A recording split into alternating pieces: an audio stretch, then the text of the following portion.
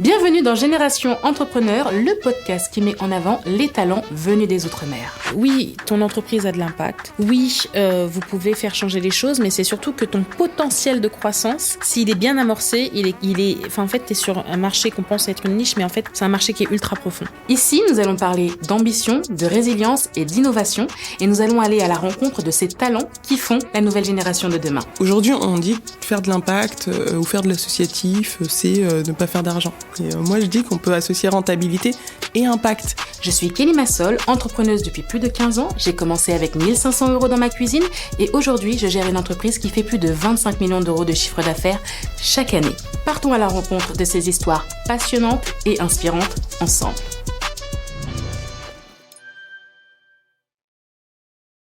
Bonjour Stéphanie. Bonjour Kelly.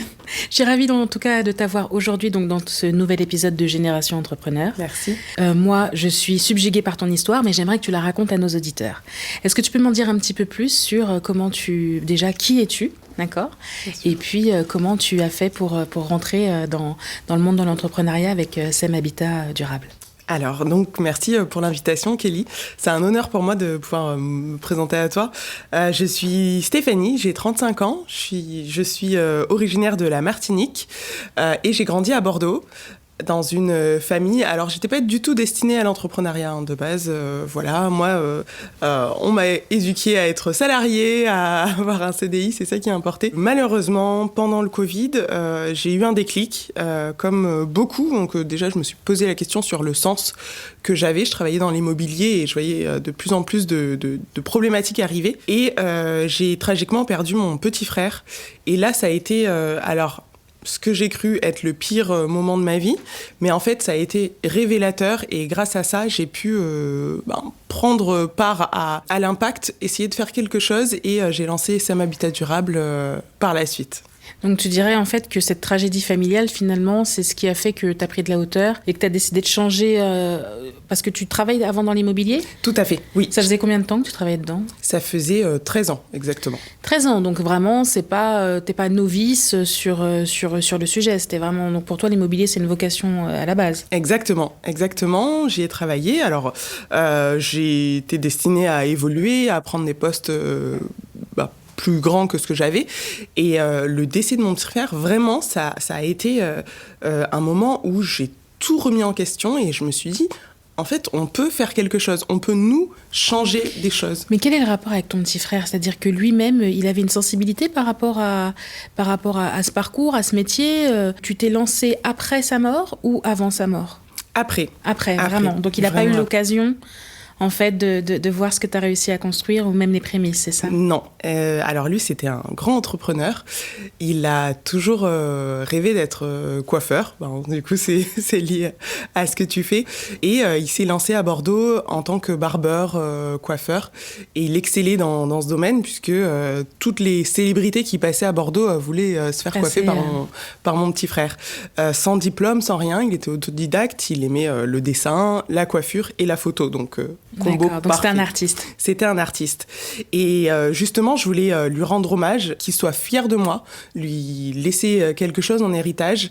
Et je me suis dit que créer une entreprise qui avait de l'impact et en plus qui était rentable parce qu'il était aussi un bon businessman, ça pouvait que le rendre fier. Donc je suis dans cette voie-là. C'est vraiment pour lui rendre hommage que j'ai lancé ça. Et ta mère, par rapport à ça, justement, le fait d'avoir grandi dans une famille monoparentale, si j'ai bien compris, vous étiez combien de frères et sœurs ? 4. Est-ce que tu dirais que ça fait partie des choses, en fait, qui t'ont permis d'avoir des armes dans l'entrepreneuriat pour pouvoir rebondir ? Exactement. Ma mère nous a toujours appris à bien travailler, à être les meilleurs dans tout ce qu'on fait. Et ça sert dans l'entrepreneuriat. Parce que si on n'a pas cette vision d'être régulier, d'avoir de la rigueur et d'être le meilleur, de se projeter et de visionner là où on veut aller, alors pour moi, ça me pousse vraiment à être la meilleure. Et on a vécu un placement familial de fait qu'elle n'ait pas de logement. Et donc, pour moi, c'était important aussi de lui rendre hommage en aidant ceux qui n'ont pas de logement à en avoir pour l'inclusion et pour qu'ils changent d'échelle. Nous, on n'a pas eu cette chance. Malgré tout, je lance cette entreprise, mais j'espère que ce que je mène au quotidien, le combat que je mène au quotidien pourra servir à des personnes et d'autres familles. D'accord, donc si je comprends bien, donc tu as grandi, donc tu as fait tes études, donc vous avez eu une vie familiale assez compliquée jusqu'à arriver à un placement. Et donc, tu as pu vivre la précarité finalement du logement, et c'est ce qui t'a amené finalement, avec toute cette conjoncture, avec toutes ces expériences différentes, à créer SEM Habitat Durable. Est-ce que tu peux nous dire un petit peu qu'est-ce que en fait ton agence, parce que c'est une agence immobilière, fait et apporte au quotidien? Pour revenir aussi sur mon histoire, donc effectivement, donc ma mère originaire de Martinique est venue en France, et c'est là que les problèmes de logement se sont posés, et donc on a été placés. Comme beaucoup de personnes. Comme beaucoup, de personnes, comme beaucoup de personnes qui viennent des Antilles, de Martinique, en France, très très compliqué. Et donc on a vécu ce placement, et donc j'ai vécu la rue aussi, à mes 18 ans, comme beaucoup d'enfants placés aussi. Et une association m'a aidé à continuer mes études en m'hébergeant via un propriétaire solidaire. J'ai trouvé l'initiative hyper intéressante et ça m'a inspirée. J'ai moi-même acheté un logement, bon, j'ai travaillé, j'ai pu investir dans l'immobilier, et j'ai loué mon logement à l'association. À une association. Et c'est là où j'ai eu le déclic, et je me suis dit, mais en fait... mon petit frère est décédé, j'ai ce logement, je le loue à une association, et en fait, je vais en faire mon métier. Donc, j'ai construit SEM Habitat Durable, donc l'agence immobilière à impact, et nous, on met en lien des propriétaires et investisseurs avec des associations qui recherchent à louer des biens, que ce soit du studio, de la chambre chez l'habitant, du co-living, de l'habitat intergénérationnel, jusqu'à l'immeuble. On cherche vraiment tout type d'immobilier pour nos associations, et on a des associations qui sont bien installées sur le marché, donc la Fondation Apprentis d'Auteuil, Groupe SOS, ou encore la Croix-Rouge par exemple. Donc c'est des associations qui peuvent investir dans l'immobilier, louer des logements, louer des habitats et héberger des personnes vulnérables. Qu'est-ce qui a été le plus compliqué ? Le plus compliqué, ça a été plutôt de convaincre les propriétaires, ou bien de convaincre les associations de passer par tes services pour trouver plus facilement ? Alors, les associations, elles recherchent des partenaires pour loger les personnes qu'elles hébergent, puisqu'il y en a de plus en plus. Plus on évolue, plus il y a des personnes à la rue. C'est de l'argent public, donc du coup, est-ce qu'il y a des critères pour que l'association en fait valide SEM Habitat ? Alors, il y a des critères, effectivement. Il faut qu'on soit ESUS, c'est notre cas. J'explique, ESUS, c'est une entreprise solidaire d'utilité sociale. D'accord. Donc, on a obtenu le label, on est entreprise à mission. Donc, on est dans l'écosystème ESS, économie sociale et solidaire. Déjà, c'est important pour les associations pour pouvoir être partenaires. Et aussi la qualité de ce qu'on propose. On propose des logements de qualité. On propose des logements qui peuvent être à Paris, qui sont aux normes, et on respecte les réglementations. Et ça, c'est important pour les associations, puisqu'elles ont une mission publique, et c'est les pouvoirs publics. Et côté justement investisseurs ou propriétaires, est-ce que finalement c'est difficile de les convaincre au quotidien ? Alors, au début, ça a été un défi, parce que je devais moi-même me convaincre que j'étais entrepreneuse et que je pouvais offrir une solution. Maintenant qu'on a plus de 100 propriétaires engagés, on a fait nos preuves, on a notre POC. Proof of concept pour les auditeurs. Voilà, exactement. Maintenant qu'on a bien percé le marché, on va dire, il reste encore à faire, mais on a de quoi prouver que ça fonctionne. C'est beaucoup plus facile quand on comprend les intérêts qu'un propriétaire a à louer avec SEM Habitat Durable. Déjà, il a son loyer qui est payé par une grande association qui est elle-même financée par les pouvoirs publics. Il y a l'entretien de son bien qui est fait. Et en plus, c'est des locations qui sont de longue durée. Et la cerise sur le gâteau, c'est l'impact qu'on a sur la vie des gens. Bien sûr, sur la vie des gens. D'accord. Et donc, du coup, aujourd'hui, donc, tu me dis, vous avez déjà plus d'une centaine de propriétaires. Tu es déjà sur un modèle rentable ? Oui, totalement. Alors, j'ai travaillé mon modèle pour être autofinancé. Ce qui est une très bonne voilà, un très bon objectif. C'est ce que j'ai appris par la suite. Alors au début, quand on se lance dans l'entrepreneuriat, on nous dit qu'on a accès à tout plein de fonds.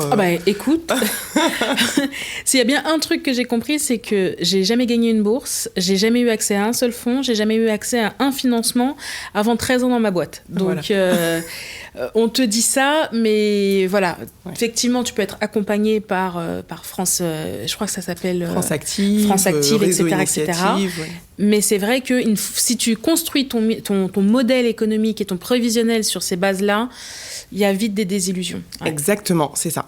Je vois beaucoup d'entrepreneurs, entrepreneuses qui attendent encore des levées de fonds au bout de 3 ans. Alors, moi, c'était pas possible. Ce qui se passe, en fait, c'est que on peut voir, et les statistiques le démontrent, qu'il y a de plus en plus de personnes qui se lancent dans l'entrepreneuriat, que ce soit des ultramarins ou tout simplement en métropole. Par contre, ce qui se passe, c'est qu'il y a le coût des 3 ans de fin d'ACEDIC. C'est là où tu vois qu'il y a une cassure et que les entreprises, dans les 24 à 36 mois, ferment parce que tu te retrouves à devoir payer les ACEDIC. Exactement. Ouais. Donc, c'est le moment où tu dois passer à la caisse. Et si tu n'es pas sur un modèle qui a déjà une rentabilité ou qui est déjà proche de la rentabilité, il y a beaucoup de projets qui se cassent la figure comme ça. Okay. Donc là, tu es déjà rentable. Tu as combien de personnes dans ton équipe ? On est 10. On est 10. Vous êtes déjà 10. Ouais, et tu es spécialisé plutôt sur la région parisienne ou bien vraiment sur toute la France ? Alors, on a... Quelles sont tes spécificités territoriales, en fait ? On a commencé sur l'Île-de-France, donc on est bien implanté en Île-de-France avec les associations, les collectivités. En décembre, on a ouvert Montpellier, Marseille. On a Bordeaux aussi, on a quelques logements à Bordeaux. Et on ouvre là, alors on a un énorme bâtiment à Lille qui nous a été confié par un propriétaire. Dans le centre de Lille, magnifique, et à Strasbourg aussi. Et combien de personnes as-tu logé actuellement ? Parce que finalement, la finalité, c'est ça. Exactement, c'est là où on voit vraiment le travail qu'on a. L'impact que tu as au quotidien. Combien de personnes de famille à peu près maintenant ? On a logé plus de 500 personnes, tout confondu, famille, personnes isolées, des jeunes, des personnes en situation de handicap, des femmes, plus de 500 personnes. On continue parce qu'il y a 200 000 personnes qui sont logées via ce mécanisme. D'accord. On est vraiment au tout début. Début, justement, de l'étape de la croissance. Exactement. Et pour parler justement d'étape de croissance, est-ce que tu peux me donner, parce que bon, moi, ma spécificité, c'est quand même de voir, d'analyser les business en tant que business angel et mentor. Et donc, en fait, est-ce que tu pourrais nous donner, déjà tout simplement, ton chiffre d'affaires ? Oui. Sur l'année, par exemple, qui vient de s'écouler ? Oui. Alors, sur l'année qui vient de s'écouler, on a fait 200 000 euros de chiffre d'affaires et on est déjà rentable. Qu'est-ce que tu vises donc pour les 3 prochaines années à peu près ? Alors évidemment, étant originaire de Martinique et voyant tous les logements qui sont vacants en Martinique, ou même des personnes qui ont des chambres chez elles, on pourrait nous les louer pour que le propriétaire ait une rentabilité et que l'association puisse loger des personnes. À ton avis, pourquoi y a ce mal logement d'un côté et des logements vacants, surtout sur la Martinique ? Qu'est-ce que... Mon analyse depuis quelques années, ce sont les réglementations qui sont assez lourdes. En fait, les propriétaires, eux... C'est trop compliqué pour eux. C'est compliqué pour eux et ils ont des craintes de dégradation et de non-paiement de loyer qui ne sont pas aujourd'hui assurées, à part si on met la main à la poche. Et à côté de ça, on a des personnes qui ne sont pas en capacité de mettre la main à la poche pour rassurer le propriétaire. Donc il y a une distorsion entre les deux.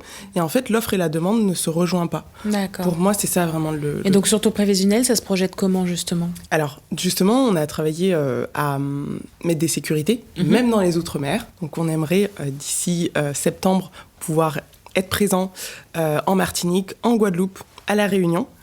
Tu as des agents localement ? J'ai des agents localement qui essaient de travailler avec les départements pour voir si le modèle pourrait fonctionner aussi là-bas. On a aussi des associations qui sont présentes, Fondation Apprentis d'Auteuil et Groupe SOS, qui sont en train de voir et étudier leurs besoins pour qu'on puisse aller là-bas. Mais effectivement, il faudra recruter une personne sur place. Je suis ravie. On va passer une offre d'emploi.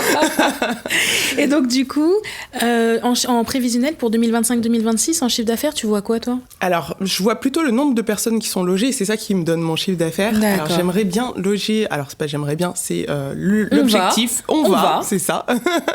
On va loger plus de 1000 personnes cette année. Donc ça représente un chiffre d'affaires de 600 000 euros. Tu comptes tripler ton chiffre d'affaires sur l'année 2025, c'est ça ? Exactement, c'est ça. Et en 2026, je vise 1 million d'euros de chiffre d'affaires. D'accord. Pour plus de 5000 personnes logées partout en France. Il y a une échelle ? Il y a une échelle, ouais.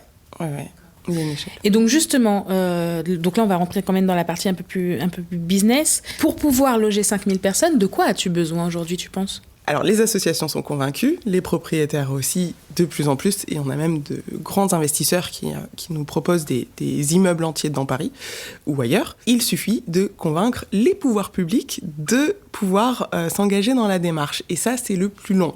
Je m'explique. Aujourd'hui, des personnes sont logées à l'hôtel ou en foyer, ou en EHPAD, ce qui coûte très, très, très, très cher. On pourrait faire de l'intergénérationnel, des chambres chez l'habitant, ou alors du logement individuel.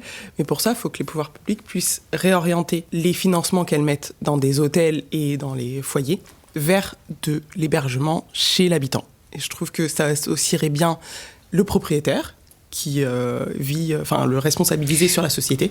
Parce que ce qu'on dit pas souvent aux gens, c'est que lorsque tu loues une partie de ton bien immobilier dans lequel tu vis, normalement, c'est net d'impôts. Exactement. Donc ça, c'est un avantage fiscal, c'est-à-dire que par exemple, Marie-Michel qui a une maison et ses enfants sont partis, il y a 4 chambres, et elle décide d'en louer par exemple 2 ou 1, et ben en fait le loyer qu'elle va percevoir est non imposable. Exactement. Et ça, c'est quelque chose que tu mets en avant dans ton offre ? Oui, exactement. C'est comme ça que tu arrives à convertir un peu plus, non ? Oui, tout à fait. Oui. C'est un argument, parce qu'on accompagne les propriétaires aussi dans la déclaration fiscale. On leur explique ce qui est défiscalisable. C'est une formule de A à Z. C'est une formule de A à Z. Vraiment, le propriétaire, quand il rentre chez nous, il nous confie son bien. Et chaque année, on a des rendez-vous pour la déclaration fiscale, pour lui expliquer à quoi a servi son logement. Et on l'accompagne sur tous les sujets qui sont liés au logement et à l'habitat. Et donc, du coup, pour pouvoir avancer et faire ce qu'on appelle le scale, c'est-à-dire passer à l'échelle, aujourd'hui, donc, tu veux, à terme, donc d'ici 2026, louer à 5000 personnes, héberger 5000 personnes. Donc, tu as besoin de staff. Exactement. Aujourd'hui, vous êtes 10. Donc, oui. comment tu vois la construction de ton équipe ? Ici, on va dire en Île-de-France, sur les fonctions principales, c'est-à-dire la gestion, le commercial et la communication, on est bien staffé et les équipes sont hyper engagées. Et nous, ce dont on a besoin, c'est vraiment des représentants sur le territoire. C'est hyper important que les personnes connaissent leur territoire. On a besoin de représentants. Salariés et de personnes qui vont être directeurs ou directrices de territoire et s'aimer partout, faire des zones, la zone Martinique, la zone Guadeloupe, Réunion, océan Indien, le sud de la France, le nord de la France. Oui, bien sûr. Et donc voilà, on a besoin de représentants sur ces territoires. Plus tu vas rentrer et devoir staffer, plus tu vas baisser ta rentabilité, plus tu vas avoir des coûts fixes. C'est quoi ta vision de ça ? Est-ce que tu as des clés par rapport à ça ou est-ce que justement c'est des questions que tu te poses pour pouvoir passer à l'échelle ? Les clés que j'ai pour pouvoir scaler, ça va être l'automatisation et le processing, l'industrialisation et d'ailleurs c'était la question que je voulais te poser, mais vraiment industrialiser le process, c'est-à-dire à partir du moment où on a un besoin d'une association, c'est-à-dire qu'elle a besoin, on va dire, de 50 chambres, je sais pas, à Fort-de-France par exemple, qu'est-ce qui se passe ? Donc, on passe à ça. Le commercial doit chercher le logement, comment il s'en occupe, comment ça rentre dans notre base, que ce soit vraiment industrialisé et processé pour pas perdre en temps et en chiffre d'affaires, évidemment. Dans les différentes possibilités pour pouvoir faire grandir, parce que tu es sur un modèle, effectivement, qui est solidaire, d'accord, mais solidaire ne veut pas forcément dire ne pas faire du bénéfice. Au contraire. Au contraire. Aujourd'hui, si on regarde le marché, il y a de plus en plus d'agences qui ferment la porte. Comment ça se fait ? C'est quoi ton analyse de ça ? Oui, il y a plus de 1000 agences qui ont fermé ses portes en 2024. L'immobilier a eu très peu d'innovation ces dernières années. On reste dans un modèle classique, de location. Il faut avoir 3 fois le montant du loyer. Mais Je te confirme. Je suis en pleine visite en ce moment et c'est un petit peu compliqué. Et je me dis que si moi, j'ai des problèmes à louer, j'imagine que ça peut être compliqué pour des gens qui sont effectivement dans un passage de précarité. Ouais, exactement. Donc on demande toujours plein de choses qui se rajoutent au fur et à mesure, mais il n'y a pas une innovation en se disant, OK, y a de l'argent d'un côté, il y a des personnes qui ont du mal à se loger, comment on les aide ? Il y a eu des initiatives qui se sont créées ces dernières années, et donc pour moi, c'est là où... Sam Habitat fait la différence. Où on fait la différence, exactement, où Sam Habitat Durable fait la différence. Parce qu'on est vraiment en écosystème. On n'a pas... L'immobilier, c'est vraiment vu de manière en silo. On investit, c'est de l'immobilier. Mais en fait, non.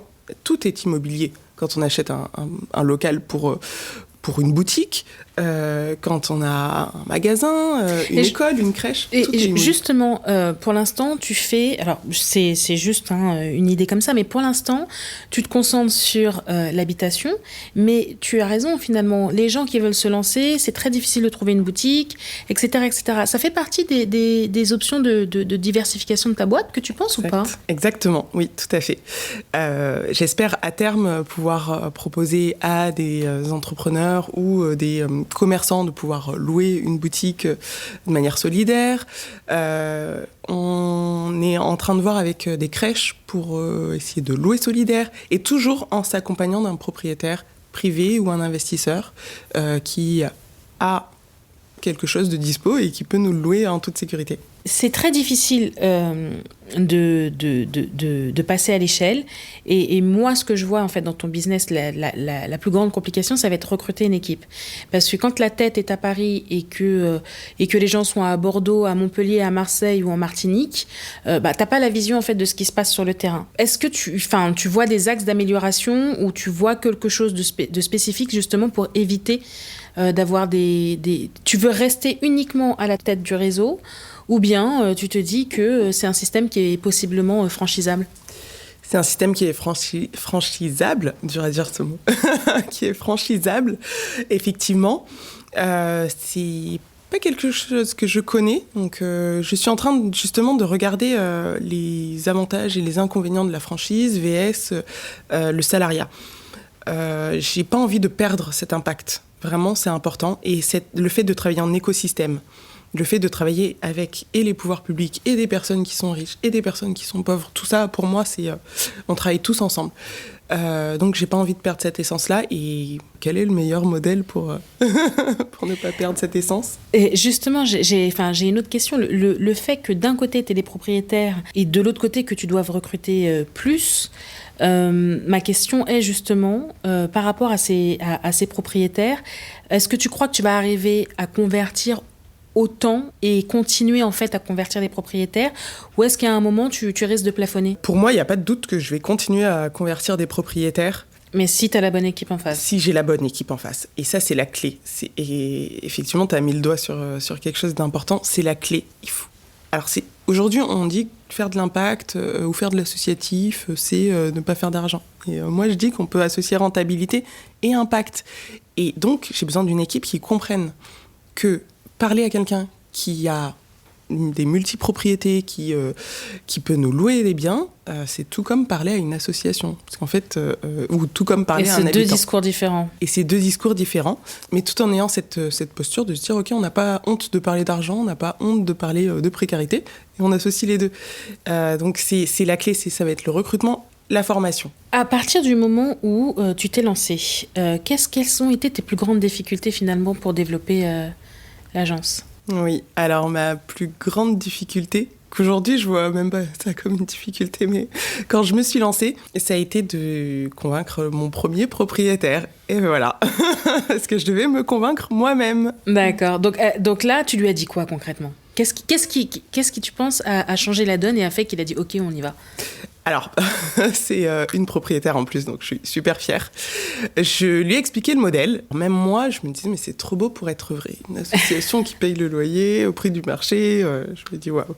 Et finalement, donc, je lui ai expliqué le modèle, je lui ai montré les garanties qu'il fallait. Et elle m'a dit, OK, mais Stéphanie, j'ai peur. Tu m'étonnes. Je lui ai dit, non, mais je t'assure, suis-moi, fais-moi confiance et on y va. Et donc, du coup, là, tu as logé une famille, tu as logé quelqu'un ? J'ai logé 2 jeunes qui étaient étudiants, ce qu'on appelle en fait des mineurs non accompagnés. C'est des mineurs qui viennent de l'étranger sans leur famille. D'accord. Et donc, ils sont arrivés à leur majorité. Et l'association Aurore les a pris les a hébergés. En fait, ils dormaient dehors. Et donc, il y a Médecins sans frontières qui est passé. Ensuite, cette association qui les a hébergés. Et c'était 2 étudiants brillants. Enfin, il y en a un qui est chef cuisinier aujourd'hui, l'autre qui est électricien, qui a monté sa boîte. Et voilà, enfin, c'est... Ouais, donc là, c'est là où tu vois que tu as un réel impact et que tu peux changer la vie des gens juste en leur trouvant un logement. C'est beau, c'est fort d'ailleurs. C'est ce qui prouve que finalement, on peut avoir un impact positif sur le quotidien des gens et améliorer les choses, surtout dans ce moment qui paraît extrêmement difficile. L'un des principaux freins que rencontrent les jeunes et les mères célibataires, c'est le logement. Donc ça, tu apportes une vraie réponse en fait à ça. Comment je peux faire aujourd'hui pour t'aider à y voir plus clair pour pouvoir passer à l'étape supérieure ? Oui, alors moi, sur plein de choses, mais une chose, et on en a parlé précédemment, c'est vraiment processer le modèle et faire en sorte qu'en fait, une personne justement qui travaille avec nous ou un client connaisse de A à Z d'où il arrive et où il va à la fin. Et en fait, je travaille justement sur l'industrialisation. C'est du service, donc c'est moins facile qu'un produit dont on peut industrialiser la fabrication. Mais moi, je vois ça de la même manière. Pour moi, c'est Habitat durable et la location solidaire, c'est un produit. Et j'aimerais le processer, l'industrialiser, de sorte à ne pas perdre de temps dans le process, dans le mécanisme. Il y a plusieurs choses qui sont très intéressantes en fait dans ton business. C'est-à-dire que d'un côté, tu pourrais très bien dire, il y a une méthode, et cette méthode, on la labellise. On la labellise et on la revend à d'autres agences. D'accord ? On leur fournit les outils, on leur fournit la méthode et éventuellement on leur fournit tout le vivier et tout le process qui va avec. C'est-à-dire que demain, tu décides par exemple de signer avec un réseau d'agences et dans leur catégorie, ils ont de l'habitat sociable et solidaire. Tu vois ce que je veux dire ? Et il y a une méthode et tu les as mis en relation et éventuellement, tu peux leur fournir un service supplémentaire du type jouer la liaison entre les propriétaires donc, de la zone de l'agence, etc., etc. Tu peux soit fournir un service additionnel à des agences déjà standards, ce qui te permet en fait d'ouvrir différentes portes, tu vois, et de profiter non pas toi de faire le recrutement, mais de profiter en fait de leur système mis en place et de leur main d'œuvre directement. Donc ça c'est une des perspectives que moi j'imagine et qui te permettrait en fait de dérouler beaucoup plus vite. Les agences elles sont locales, les agences souvent, les propriétaires quand ils ont un bien ou que les gens vivent dans une ville, ils connaissent les agences de leur quartier. D'accord ? Parce qu'ils ont eu besoin de louer quelque chose ou autre. Et parce qu'ils ont confiance. Donc, il y a déjà un premier lien de confiance, tu vois. Donc, tu pourrais éventuellement en faire un standard et un label bien ficelé grâce à l'État d'un côté, entre guillemets, les fondations de l'autre, et leur apporter ton savoir-faire et ton expertise via un label qui leur permettrait de fait de drainer des flux clients. Ça, c'est ce que je vois. La deuxième chose, c'est soit tu te dis non, moi, je veux pas utiliser les réseaux des gens parce que j'ai pas forcément la vision, même si tu les auras accompagnés, tu les auras formés, mais tu veux quand même continuer à être maître de A à Z, entre guillemets, de la solution que tu proposes. Donc, qu'est-ce que tu peux faire ? Tu peux te dire, et c'est comme ça qu'on a vu certaines agences se développer à la vitesse de la lumière, et tu pourrais toujours avoir aussi de l'impact en disant, ok, je vais créer une formation, d'accord, pour être agent immobilier durable. Okay. D'accord. Et à partir de ce moment-là, tu mets en place une formation, ce qui te permet de générer en fait du cash en plus. D'accord ? Une nouvelle rentrée d'argent supplémentaire. La formation avec le CPF, c'est une manne ouverte aujourd'hui, même si la nouvelle loi de financement a considérablement réduit les budgets sur la formation et notamment sur le CPF, mais il y a quelque chose quand même à faire. Donc tu pourrais très bien avoir une formation, d'accord ? Cette formation-là, tu la déclines pour pouvoir aller prospecter, pour pouvoir avoir des nouveaux agents. Des nouveaux agents justement sur les territoires que tu veux ouvrir. Et ces personnes-là, après une formation par exemple de X jours et d'avoir suivi ton cursus, ils sont aptes à être agents durables et commercial en fait pour toi. D'accord ? Donc soit ils sont commerciaux indépendants, c'est-à-dire que sur place, je pense notamment au modèle des agences IAD. Oui. Tu vois ce que je veux dire ? Tout le monde peut être agent IAD, tout le monde peut avoir une carte d'agence. Parce que ce qu'on n'a pas dit dans notre échange, c'est que pour ouvrir une agence immobilière, tu as dû passer effectivement des certifications. Ah oui, oui. Tout le monde ne peut pas se réveiller pour être agent immobilier. Normalement, il faut avoir une formation pour avoir une carte d'agent immobilier. Exact. Et donc moi, ce que je vois, ce qui est encore possible pour étendre ton réseau beaucoup plus vite, c'est de faire une formation pour faire devenir des gens agents immobiliers, mais ils auraient le label agent immobilier durable. Ce qui te permet de te dire, ok, moi demain je veux ouvrir une ville et je veux ouvrir Marseille. Tu passes une annonce, d'accord, vous voulez devenir agent immobilier ou vous êtes déjà agent immobilier, d'accord, il y a une nouvelle spécificité qui s'ouvre, un nouveau potentiel, et dans ces cas-là, tu ouvres ta ville, tu dis, j'ai besoin de 10, 15 ou 20 agents, et tu vas donner l'agrément agent SEM Habitat Durable à, par exemple, 10 ou 15 agents sur Marseille, qui, eux, iront prospecter des propriétaires, d'accord, et toi, ensuite, tu peux faire la gestion et directement avec les dossiers. Génial. Donc, c'est la deuxième chose que je vois à peu près. C'est vraiment smart. Après, tu sais, c'est pas juste être smart. En fait, ça dépend de quelle voie tu veux, où tu veux aller. La première, le label, c'est bien, d'accord, mais c'est convaincre, en fait, des gens qui sont déjà en place. Et tu es bien placé pour le savoir que le modèle des agences immobilières, souvent, c'est on en a 10. Même s'ils sont franchisés, ils appartiennent, par exemple, tous. Et donc ça, c'est peut-être un peu plus difficile. Mais toi, le fait de labelliser, ça permettrait de standardiser, en fait, cette offre-là. La deuxième, comme le plus compliqué, en fait, c'est de trouver des gens quantifiés, toi, ça te permettrait de filtrer et d'avoir les meilleurs agents en ouvrant chaque ville. Et d'ouvrir les villes une après l'autre. Ce qui te permettrait... au début de recruter les agents, ensuite de repérer l'un des meilleurs agents et lui donner la tête du réseau de chaque ville.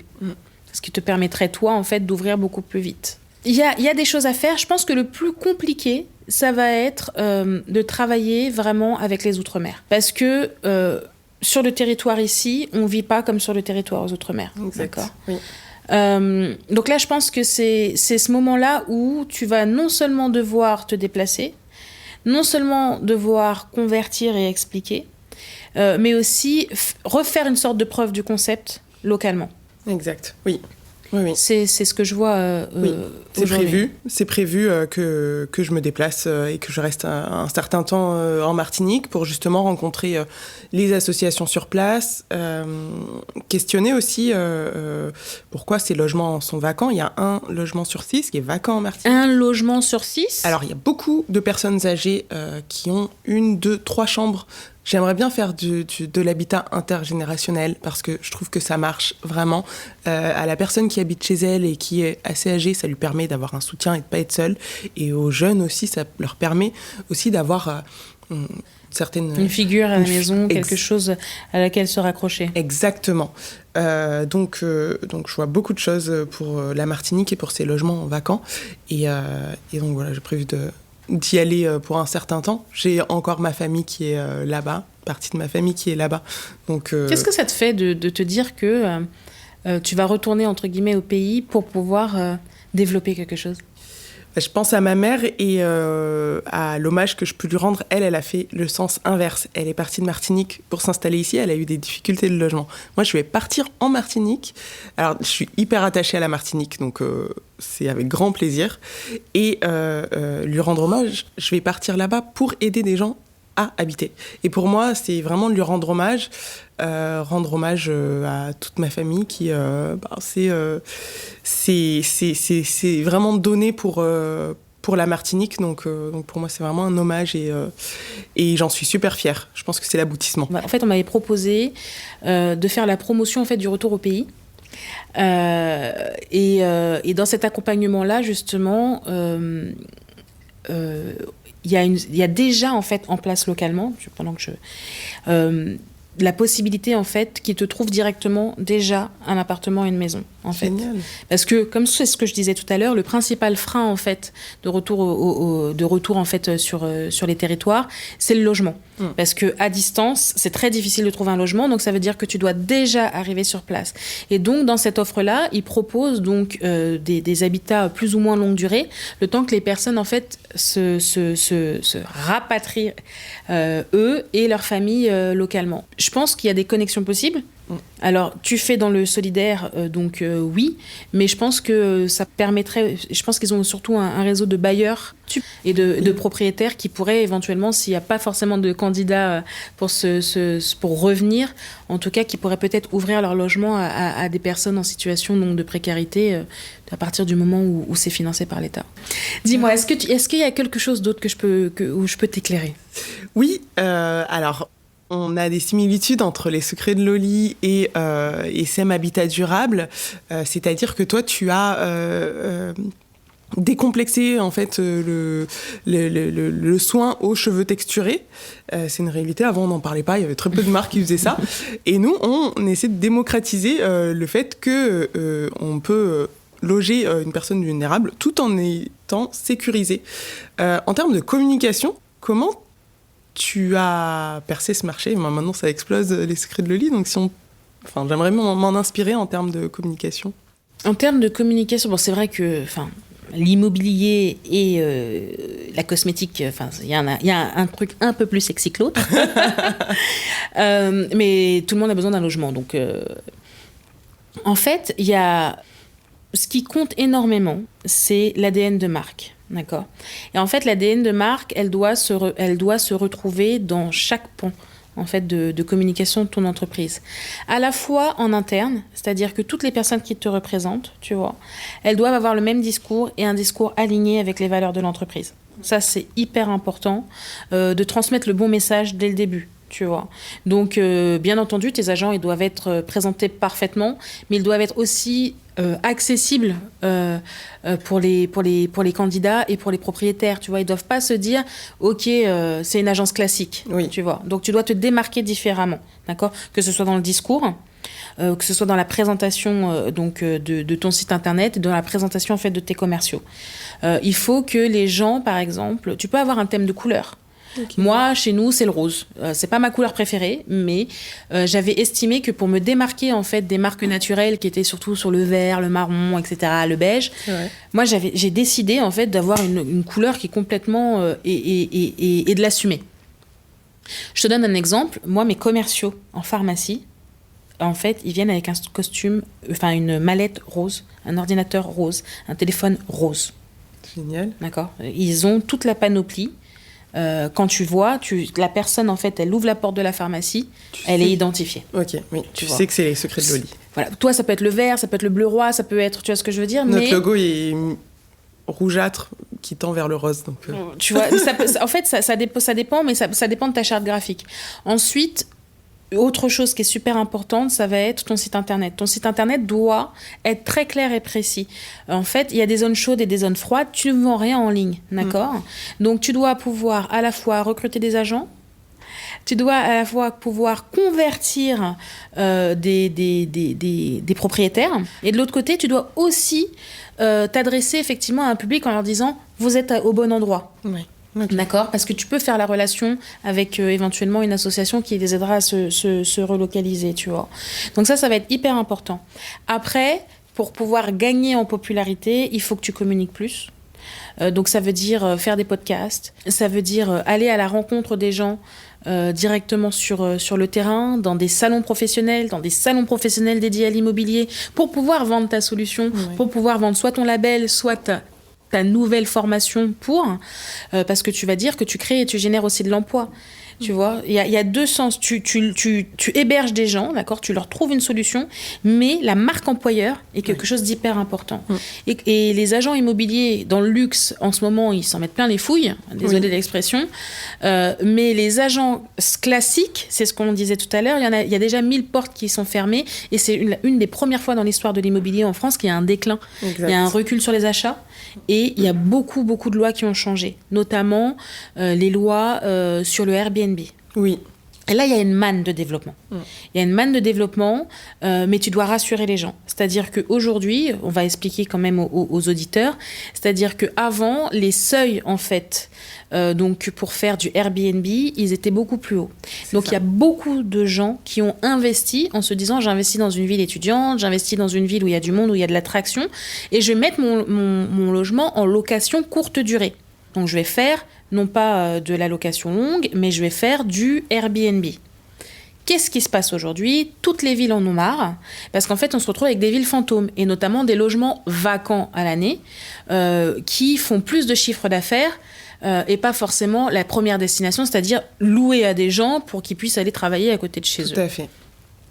Et donc, notamment sur Paris, d'accord, on a non seulement abaissé le nombre de jours donc pour les particuliers pour louer. Donc là, il y a une manne de logements et je le vois parce qu'en fait, moi-même, je recherche un appartement en ce moment.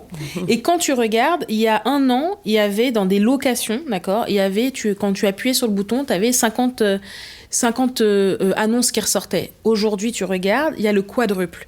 Parce que sur le marché, se retrouvent. Et je pense que toi, avec les bons commerciaux, tu pourrais aller convertir des gens qui faisaient du Airbnb à du logement durable puisque tu payes au prix du marché. Tout à fait. Et en plus, on a fait une étude pour voir, pour un même logement, si c'était plus rentable aujourd'hui avec les taxations de louer en Airbnb ou de louer avec Sem Habitat Durable. On est au-dessus, en plus. Donc c'est le moment de mettre ça en avant dans ta communication. Et donc, le dernier pan de communication, donc, c'est de bien informer en fait, du changement des lois. C'est d'aller chercher effectivement des nouveaux appartements, d'accord, des nouveaux propriétaires. Et donc, du coup, le tout, c'est de le centraliser sur tes réseaux sociaux. Oui, okay. Et donc, c'est là où Secret de Loli, en fait, est excellent. C'est-à-dire qu'on a une des communautés les plus engagées. On est numéro 3 ou numéro 5 dans le monde, tu vois, en termes de taux d'engagement. On a créé une communauté. Donc là, on a 350 000 followers. Et ces 350 000 followers sont super engagés. Toi, ça va être beaucoup plus difficile, forcément, parce que c'est quand même une niche. Mais c'est pas tant qu'une niche de ça. Le mal logement, tu disais que c'est combien de personnes par an? Alors, il y a 4 millions de personnes qui sont mal logées en France. On a 330 000 personnes qui sont sans abri aujourd'hui. Et on a 200 000 personnes qui sont accompagnées dans le logement. A contrario, on a plus de 7 millions de propriétaires en France. Donc, et de logements de vacants, on en a combien? Et de logements vacants, 3 millions. Tu te rends compte? Donc en vrai de vrai, oui, ton entreprise a de l'impact. Oui, vous pouvez faire changer les choses, mais c'est surtout que ton potentiel de croissance, s'il est bien amorcé, en fait, tu es sur un marché qu'on pense être une niche, mais en fait, c'est un marché qui est ultra profond. Donc à partir de ce moment-là, il faut que toi, sur tes réseaux sociaux, ta communication, elle à la fois, en fait, la personne à convertir, c'est pas aller chercher des gens. Tu sais très bien qu'il y a des gens mal logés, il y a des gens qui ont besoin de logement. D'accord ? Ce qu'il faut populariser, c'est les propriétaires. Ok, oui.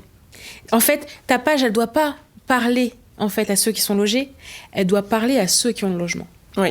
Elle doit parler à ses propriétaires. Tu dois targeter sur les réseaux, d'accord, ces personnes-là, en les rassurant, en leur disant qu'ils vont faire de l'oseille, excuse-moi de l'expression, mais voilà. C'est une réalité. En leur disant et en leur fournissant des services supplémentaires. C'est-à-dire que tu pourrais aussi pour faire gagner en croissance et avoir une nouvelle rentrée d'argent, tu pourrais très bien non seulement leur proposer de louer au prix du marché, mais tout comme dans ce qui leur était proposé à l'époque par les agences de Airbnb, leur dire, moi je vous propose des services additionnels. C'est quoi? C'est finalement dans le prix du loyer, on va faire payer à l'association le ménage. Par exemple, il y a une femme de ménage qui va venir 2 heures par semaine. Ces 2 heures par semaine permettent de voir que votre bien, non seulement il est bien entretenu, mais en plus il est dans des bonnes dispositions, d'accord? Puisque la femme de ménage nous fera remontrer tout dysfonctionnement. D'accord ? Donc ça les rassure. Et c'est le cas. Il y a une maîtresse ou un maître de maison qui passe de manière hebdomadaire dans chaque logement. Et nous, on y tient, on signe des conventions de partenariat. Et ça, c'est quelque chose à mettre en avant sur tes réseaux sociaux pour rassurer. C'est un gage de réassurance. Okay. Tu pourrais aussi, par exemple, le dire et signer des contrats, d'ailleurs, avec des assurances. Parce que normalement, quand tu loues en fait un logement, tu dois fournir une assurance habitation. Eh bien, tu pourrais éventuellement, dans le pack, dire que non seulement le logement il est assuré, d'accord, de base, mais en plus, il est assuré sur des conditions minimales de temps. Okay. Ce qui va rassurer aussi le propriétaire. Et tout ça, c'est de la communication que tu peux utiliser sur les réseaux sociaux. Vous êtes au top de l'assurance, d'accord, sur votre bien. Vous avez donc un bien entretenu. Vous avez un bien qui est surveillé, d'accord. Pourquoi vous convertissez plus? Vous avez un allègement fiscal. Tu vois ce que je veux dire? Oui. Et mais par contre, quand tu vas t'adresser sur les réseaux sociaux, tu as 2 types de communication. Les propriétaires sur ton feed et ensuite tes prises de parole pour pouvoir gagner en croissance sur tes réseaux sociaux doivent être sur l'impact, effectivement, de ce que tu proposes comme solution. Super. Ok, on va mettre ça en application tout de suite. Tout de suite. Et super, c'est vraiment des super bonnes idées. Je vois déjà comment on va retravailler l'évolution. Et nous, on a beaucoup d'ambition. J'ai beaucoup d'ambition. Je veux faire de l'impact, mais je veux être rentable. Et effectivement, on a besoin d'argent pour faire de l'impact. Donc, on n'a pas le choix de faire beaucoup d'argent. Merci beaucoup pour ces conseils. J'espère avoir pu t'éclairer, en tout cas, aujourd'hui, Stéphanie. Oui. Merci de vraiment nous avoir fait partager, en tout cas, ce magnifique projet. Merci aussi de montrer que l'entrepreneuriat des ultramarins est présent et en tout cas, aide à faire avancer les choses. Et puis, merci pour ton courage. Merci à toi pour tes conseils, pour ton invitation ici et cette discussion super agréable. C'était un plaisir. À bientôt. Merci. À bientôt. J'espère que, comme moi, vous avez été inspirés par cette nouvelle génération d'entrepreneurs. Pour retrouver d'autres histoires passionnantes et inspirantes, retrouvez-les sur le portail Outremer La Première, ainsi que nos réseaux sociaux.